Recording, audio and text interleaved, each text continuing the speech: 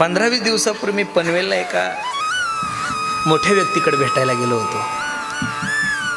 त्या मोठ्या व्यक्तीकडे तो कमीत कमी 10,000 कोटीचा मालक असेल आणि त्या 10,000 कोटीच्या मालकानं मला एका दुसऱ्या 10,000 कोटीच्या मालकाकडे भेटायला नेलं. पनवेल सारख्या ठिकाणी ज्याची 1000 एकर जमीन आहे, ज्या जमिनीचा गुंठा 80-90 लाख रुपये गुंठा चालू अशी त्या माणसाची तिथं 700-800-900 एकर जमीन आहे आणि त्याचा एकच मुलगा आहे. तो मुलगा फॉरेनला आहे, डॉक्टर आहे तो अमेरिकेला.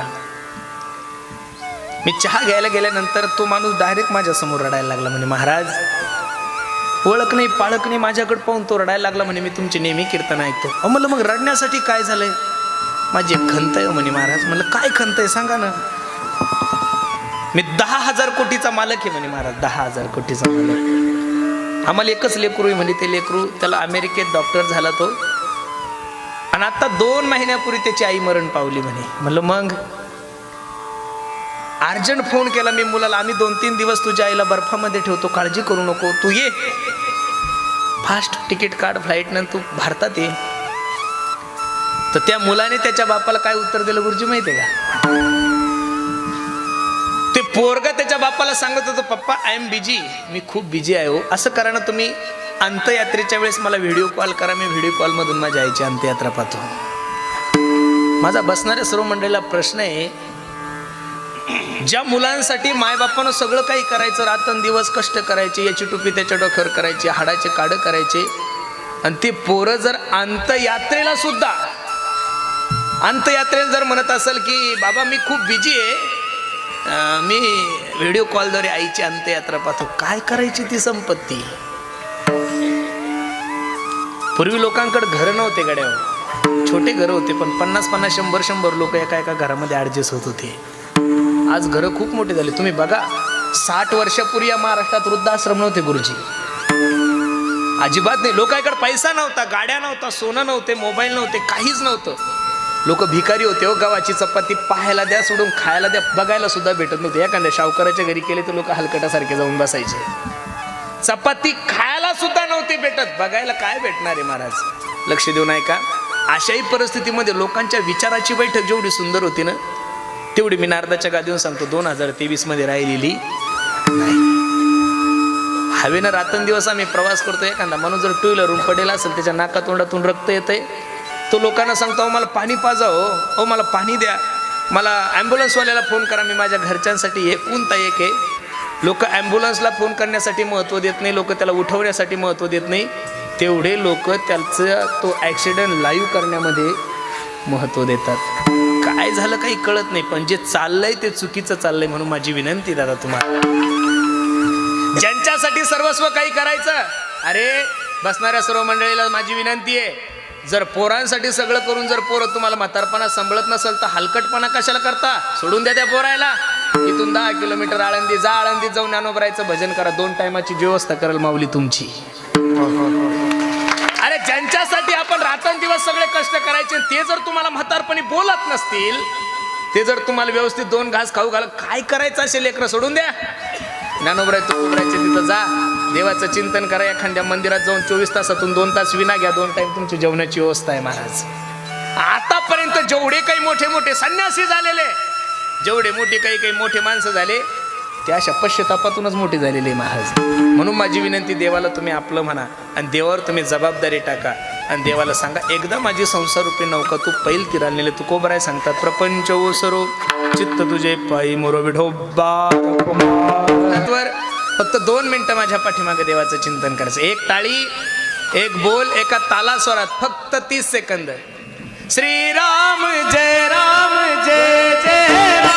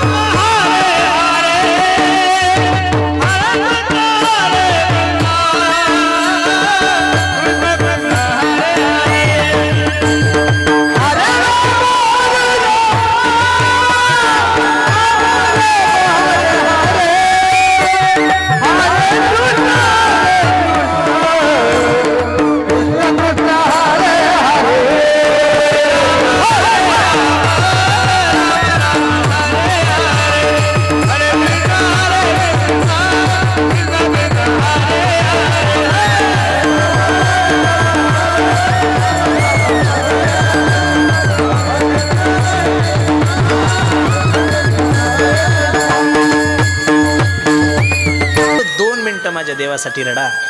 आणि देवाला एकदा जाऊन विनंती तर करून बघा तुम्ही. हे नाव किनारे लगा,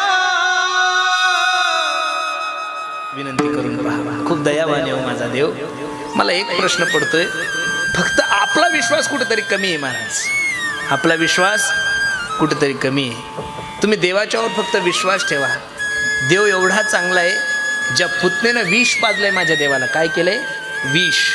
तुवा सनकाधिकाची नि माने सायुज्य सौरसु दिदला पुतने जी विषयाची नि स्तनपाने मारू आली. अरे विष पाजणाऱ्या बाईला जर माझा देव मोक्ष देतोय, रावणानं काय केलंय? रावणानं देवदेव नाही केलं हो. रावणानं प्रभू रामचंद्राची पत्नी पळवलेली. काय पळवलेली आहे? सीताई साहेबाला पळवणाऱ्या रावणाला सुद्धा माझ्या जगाच्या मालकाने मोक्ष दिलेला आहे. आणि ज्या शिशुपाळाने शिव्या दिली त्याची आत्मज्योत आपल्या शरीरामध्ये विलीन करून घेतलेली.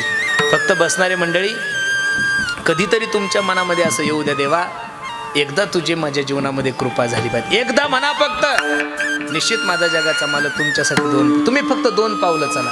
याद आएगी उनको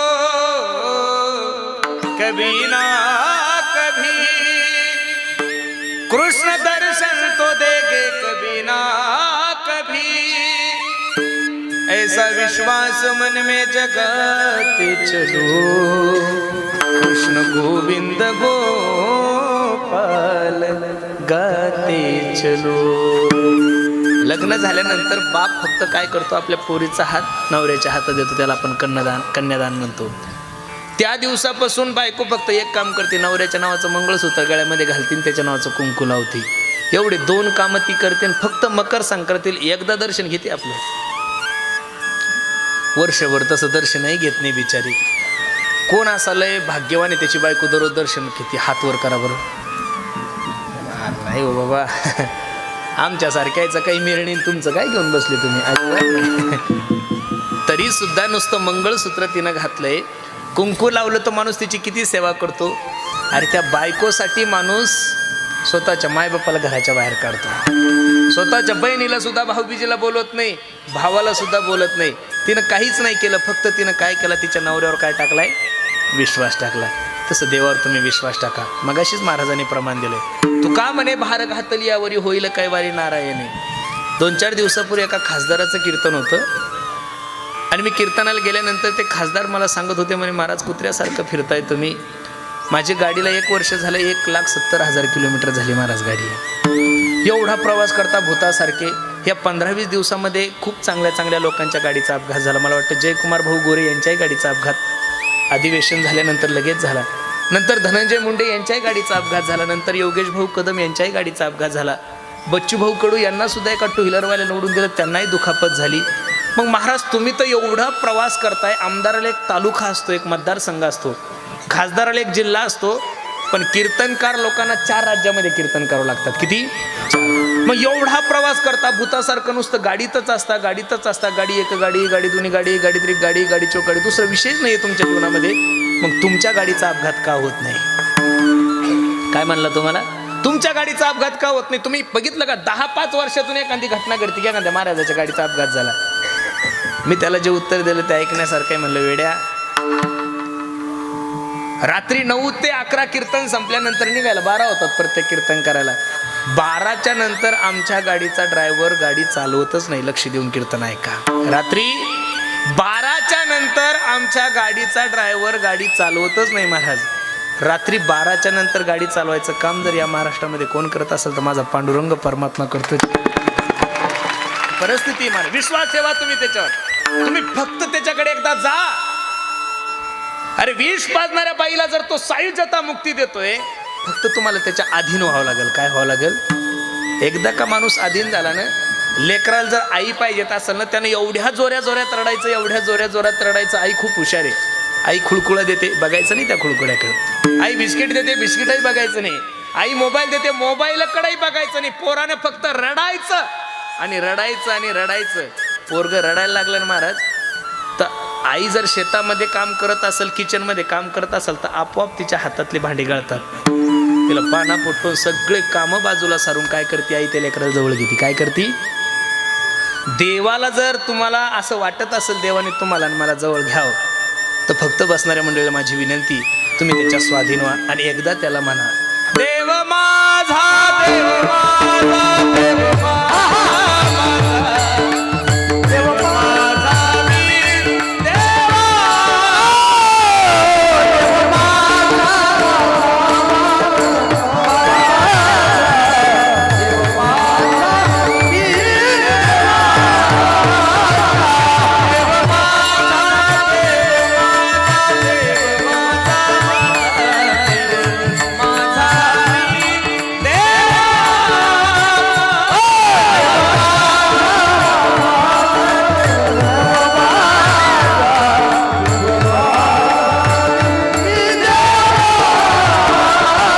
पाच मिनिटं दिले पाहिजेत. मी नेहमीच सांगतो महाराज, राजकीय लोकांच्या व्यासपीठावर कधी कधी जाण्याचा प्रसंग येतो.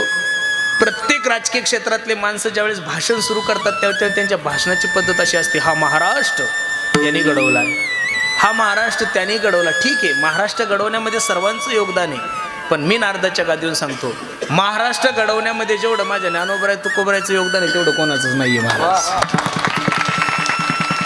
वारकरी संप्रदायातल्या मंडळींना जर डॉक्टर बाबासाहेब आंबेडकरांचं अस्तित्व मान्य आहे, अहिल्याबाई होळकरांचं अस्तित्व मान्य आहे, शाहू महाराजांचं अस्तित्व मान्य आहे, अण्णाभाऊ साठेंचं अस्तित्व मान्य आहे, ज्योतिबा फुलेंचं अस्तित्व मान्य आहे, सावित्रीबाई फुलेंचं अस्तित्व मान्य आहे, तर राजकारणातल्या प्रत्येक राजकीय लोकांना माझ्या ज्ञानोबराय तुकोबरायचं अस्तित्व हे मान्यच पाहिजे. तुम्ही माना न माना, ज्ञानोबराय तुकोबरायने हा समाज घडवला घडवला आणि घडवला. संविधान जन्माला येऊन 150 वर्ष नाही झालेले अजून. संविधान जन्माला येऊन 150 वर्ष झाले नाही.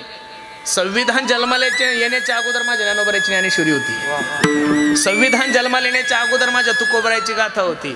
अरे आता IT पार्क आहे, आता कॉलेजेस आहे, आता विद्यापीठ आहे, सगळ्या गोष्टी आहे. आता लोक हुशार झाली, यात काय नवले. ज्या काळामध्ये शिक्षणाची कोणतीच सुविधा नव्हती त्यावेळेस ज्ञानोबरायने ज्ञानेश्वरी लिहिली. आता ग्रॅज्युएट झालेल्या मुलाला सुद्धा ज्ञानेश्वरी वाचता येत नाही. तुकोबरायचा गाथा अजून तुमच्यानी माझ्या पसनी पडत नाही. म्हणून माना न माना तुकोबराय ज्ञानोबरायने हा समाज घडवला. या समाजाला जातीवादापासून वेगळं करण्याचं काम, या समाजाला व्यसनापासून वेगळं करण्याचं काम, या समाजाला अंतःकरणातले विकार नष्ट करण्याचं काम जर या महाराष्ट्राच्या मातीमध्ये कोणी केलं असेल तर ते माझ्या ज्ञानोबराय तुकोबरायने केलं. आणि तुम्ही तर एवढे खेड जिल्ह्यातले लोक भाग्यवान आहात की तुमच्या एका कुशीमध्ये ज्ञानोबराय आणि दुसऱ्या कुशीमध्ये तुकोबराय आहे. एका कुशीमध्ये कोण आहे? तुकोबराय आणि एका कुशीमध्ये ज्ञानोबराय आहे. फक्त तुमचं दुर्भाग्य असं आहे, जिथं पिकतं तिथं विकत नसतं महाराज. तुम्ही परमार्थ केला असता, फक्त तुमच्या जिल्ह्यात MIDC नव्हते यायला पाहिजेत. मग काय सगळे डोंगराळच प्रदेश आहे महाराज, का काही बागायतदारी शेत आहे का महाराज इकडं? एकदम भंगार जमिनी, पण ते उपकार आहे काही लोकांचे या महाराष्ट्रावर.